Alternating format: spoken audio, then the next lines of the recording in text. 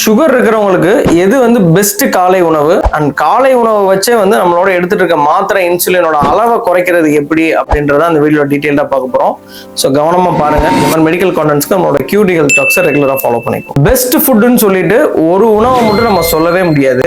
ஏன்னா டயபெட்டிஸை பொறுத்த வரைக்கும் போர்ஷன் கண்ட்ரோலும் கூட நம்ம எடுக்கிற ஃபுட்டு தான் வந்து இந்த சுகர் ஸ்பைக்கை கண்ட்ரோல் பண்ணுது. இப்போ வந்து சிறுதானியம் நல்லது, இல்லை கேழ்வரகு நல்லது, ஓட்ஸ் தான் நல்லது அப்படின்னு நம்ம பர்டிகுலராக நம்ம சொல்லவே முடியாது.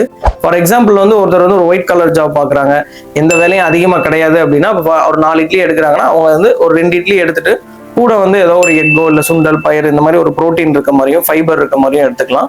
ப்ளஸ் வந்து ஏதாவது ஒரு காய்கறி எடுத்துக்கலாம், ஒரு வெள்ளரிக்காய் எடுத்துக்கலாம். இல்லை சில பேர் சுகர் நல்லா கண்ட்ரோலில் இருக்காங்க அப்படின்னா ஏதோ ஒரு ஆப்பிள் இல்லை ஒரு ஆரஞ்சு மாதிரி ஒரு 4-5 பீஸ் ஃப்ரூட்ஸ் மாதிரி கூட எடுத்துக்கலாம். ஸோ இதில் என்ன கிடைக்குது அப்படின்னா ஆவரேஜான ஒரு சுகர் கண்டென்ட்டுக்கு இட்லி எடுக்கிறோம், அப்புறம் ப்ரோட்டீன் மற்றும் ஃபைபருக்கு வந்து சுண்டல் பயிர் எடுக்கிறோம். ப்ளஸ் வந்து நம்ம ஒரு காய்கறி எடுக்கும்போது இல்லை பழங்கள் எடுக்கும்போது அதுல வந்து ஃபைபர் ஆன்டி ஆக்சிடென்ட்ஸ்லாம் கிடைச்சு இந்த சுகரை வந்து டக்குன்னு சாப்பிட்ட உடனே கூடாம அப்படி ஸ்லோவா ரைஸ் பண்ணி ஒரு மத்தியானம் வரைக்கும் ஈவன் பசியே இல்லாம கூட இது வச்சிருக்கோம். சிறுதானியமோ இல்லை கோதுமை எடுத்தா கூட இதே பேட்டர்ன் தான் ஃபாலோ பண்ணணும், இல்லைன்னா சுகர் கண்டிப்பா அதிகமாகும். அண்ட் இந்த மாதிரி பேட்டர்ன் ஃபாலோ பண்ணீங்க அப்படின்னாலே இன்சுலின் சுகர் மாத்திரையோட ரெக்குயர்மெண்ட் வந்து கம்மியாகும்.